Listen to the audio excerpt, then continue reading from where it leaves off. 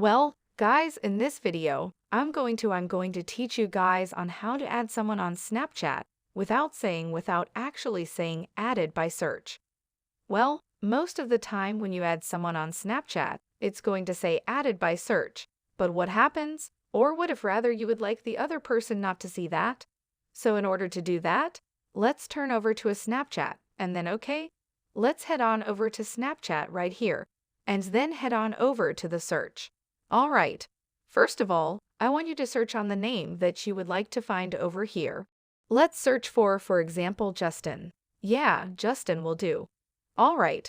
Once you're here and you want to add someone of this name, and you would not want them to see that you have added him by search over here, just click on the name that doesn't have their username on it over here.